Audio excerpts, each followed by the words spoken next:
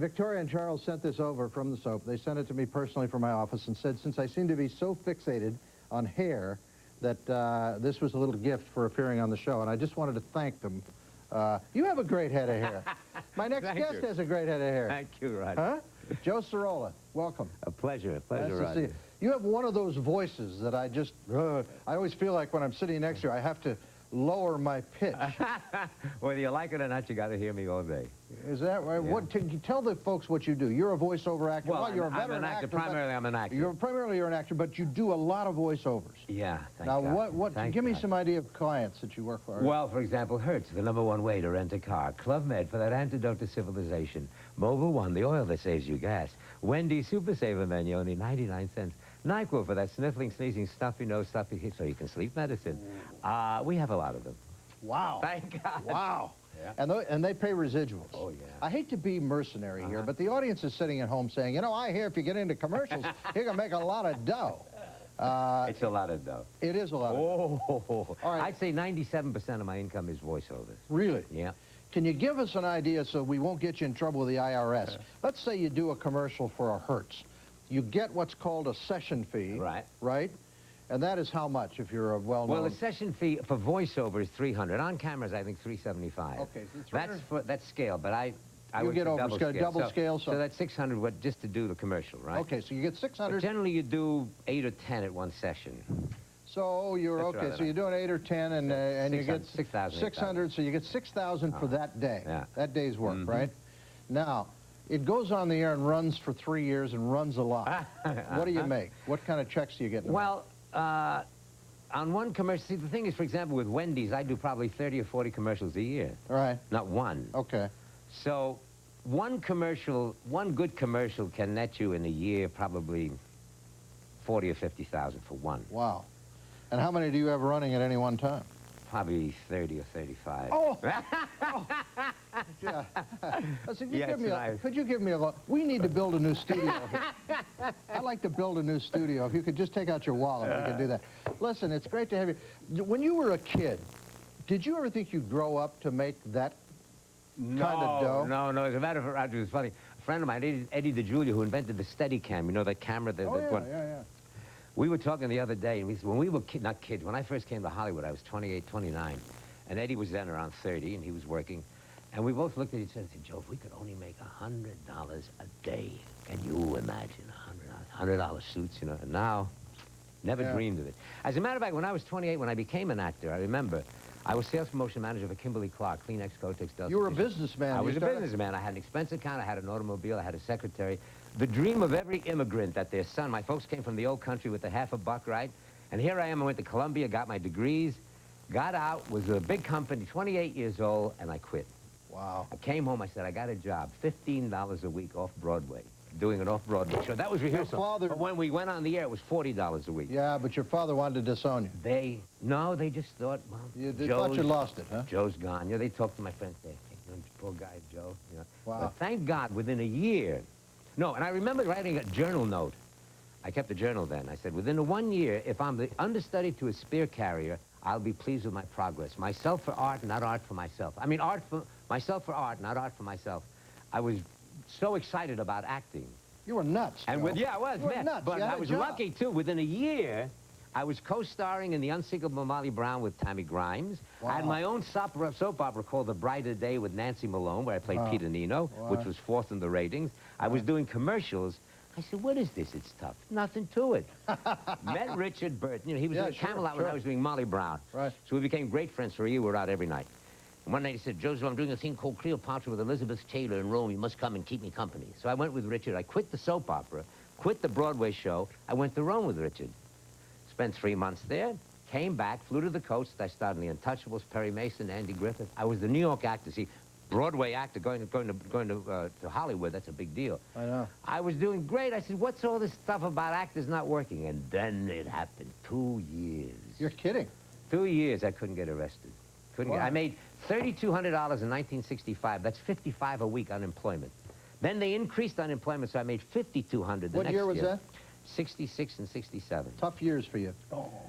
Yeah. Let me come back to it. Do we have that clip available? We have a clip of you as an actor. I don't know exactly where this, probably from a series.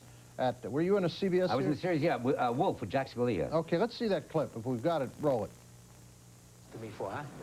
Why don't you just take a knife and stab me in the heart? Pop, she's ours. What are you talking about? I bought her back from the finance company. We're gonna get a seaworthy again. Me and you. Together. How much you pay to get her back? Damn near everything I had saved. Tu sei pazzo. Nah. No, I'm not crazy, Pop. I'm gonna hook up electric. Water reservoir, head, a shower. We're gonna live aboard, me and you. Huh? Hey! Pop! Come on. Where you going? Anthony, this is going to change things. Let the dead rest. Oh, that's good. Whoa. Hey, Oh. you hadn't even seen that, huh? No, I haven't seen that in a long time. That was 4 years ago in San Francisco. Huh. We were doing the series called Wolf with Jack Scalia. Uh-huh. And it looked great. And this is what every actor dreams of, right? He's going to get in a Yeah, series all and right. go forever. I got to tell you this. First of Well, we've all, got 30 seconds. We're going to have to take a break. So let's tell this story after we come back, okay? Very good. Okay, we'll be right back with voiceover king and veteran actor Joe Sirola.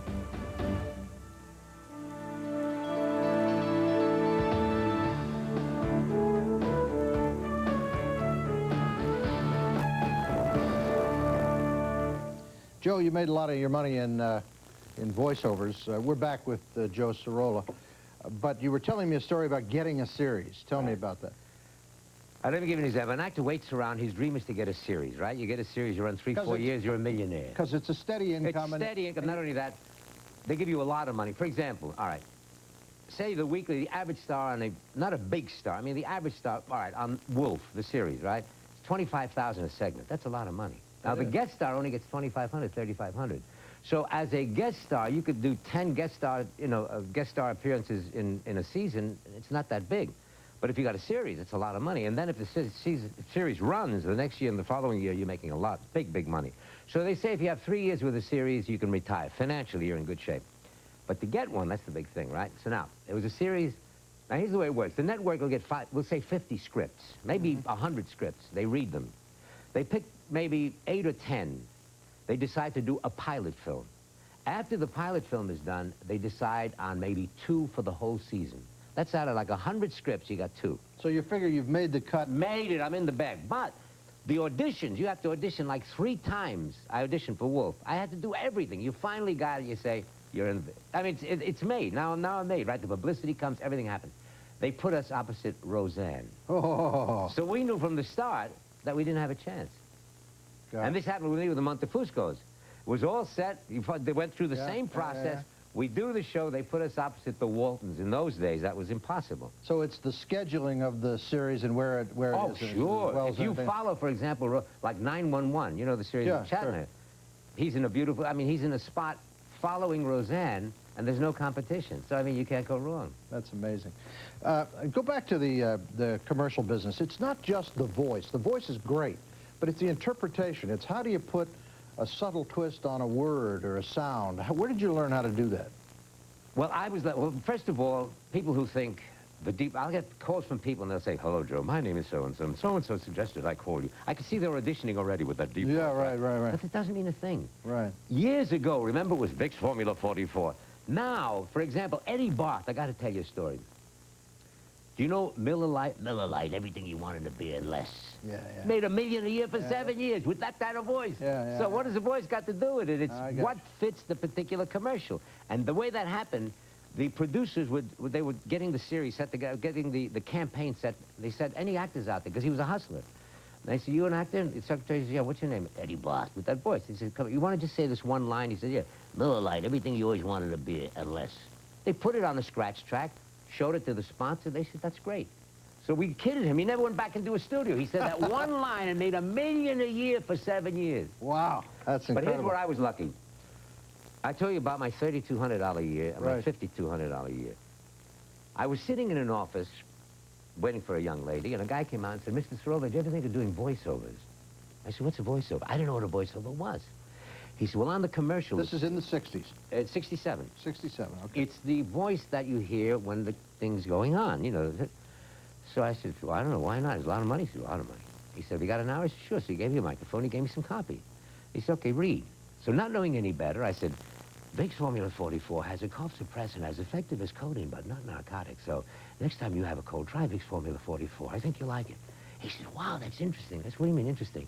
Well, up till then, guys were saying, Vicks Formula 44 has a cough suppressant as effective as codeine, but not narcotic. Yeah. Not knowing any better, as an actor, I use the microphone as a person. Right. They sent me out on auditions. 3,200, 5,200, 81,000, 600,000. Great. The next year, so now like 68, it's... 68 is 81. Then it was 310, then it was 600. 69, you're doing how much? Well, 600,000. No, 600,000 in 70. Whew. And then it's up since then. Wait, we have a clip of you doing a commercial. Let's show that.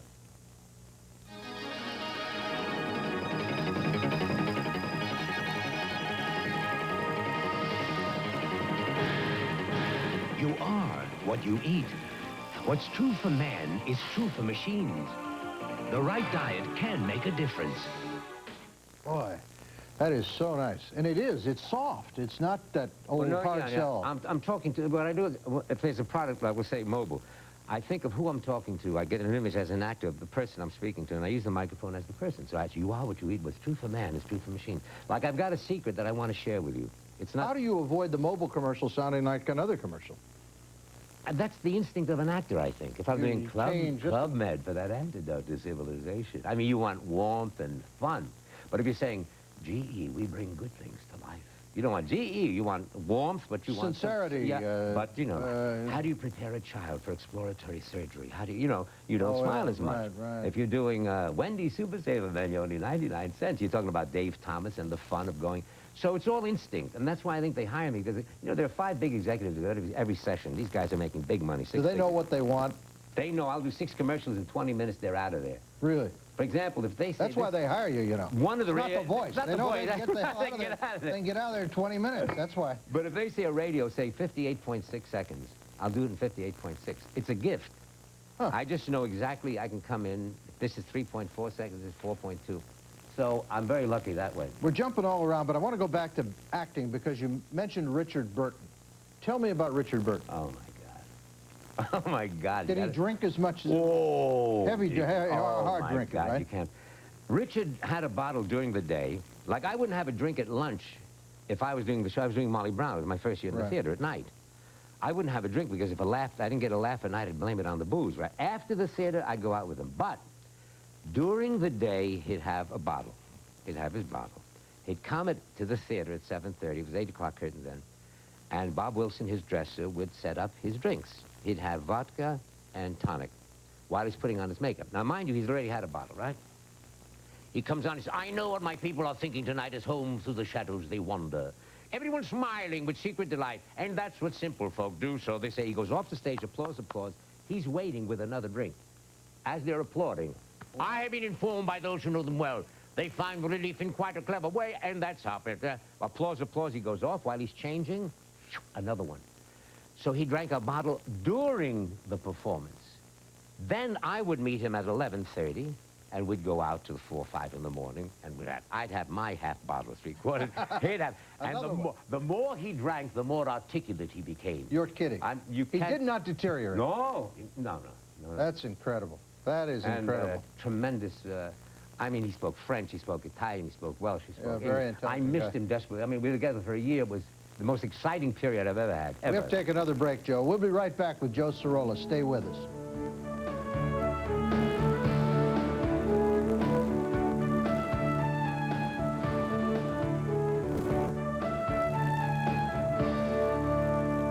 We're back with the king of voiceovers and actor Joe Sirola.